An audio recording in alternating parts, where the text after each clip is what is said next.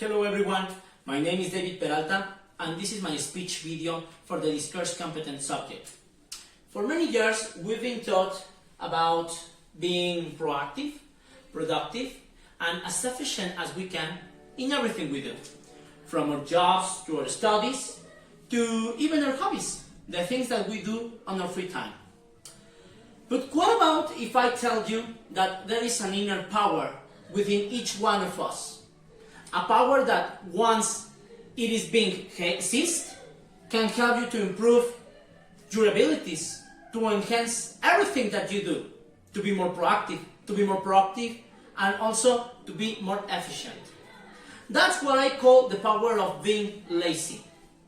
And perhaps you might be wondering, being lazy? Is laziness going to help me to be better in my workplace? Well, there is an anecdote on the internet that I want to share with you.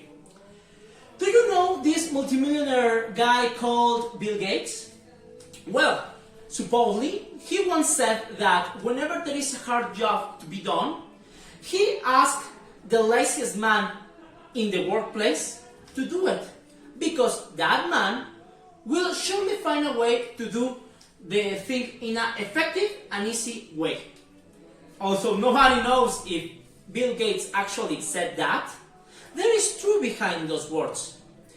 If a person is compromised enough with his job, and also if that person is lazy in a way, he can do even the hardest thing in a very easy way. I had to learn this in the hard way. When I was in primary school, I remember how I looked for perfection in all the things that I did. That was the way my parents taught me. For example, if we had to do a model of the solar system, I always tried to use all the colors that I had and to detail every single star and planet there. The next day, when I got to my school, I was with my model and everybody would praise me. They would tell me that I was very good at it and that my model was almost perfect. Then our teacher would step into the classroom and would start grading each single model. But then I realized that I was receiving the same grades as my partners in the classroom, even if, in my opinion, then, their works were not as perfect as mine. This not only frustrated me, but also made me feel like my efforts were not necessary. One day I approached my teacher and I asked her why I was receiving the same grades as my partners if my works were better, again, in my opinion.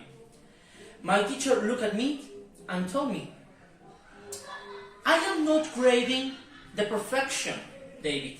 I am not grading the materials that you use. I am not grading how prepared is your model. I am grading the abilities and the effort you put on it, depending on your own abilities and your partner's abilities. In that moment, I remember that it didn't make so much sense. But when I became a teacher myself, I understood what my teacher really meant. I was looking for perfection in the things that I did, but my true essence was not on my works. So what is the point here? What do I want to state?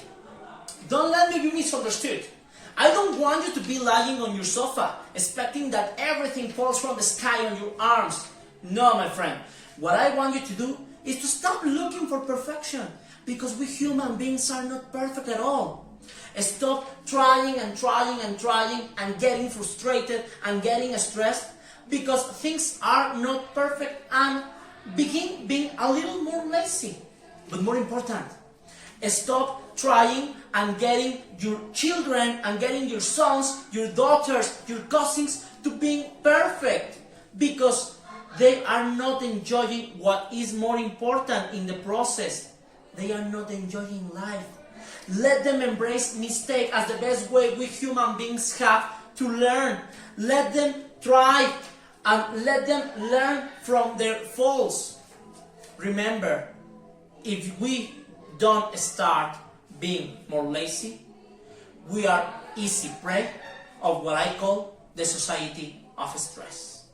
And also, we are running the risk of not enjoying the most important thing we have, our lives. Thank you, my friends.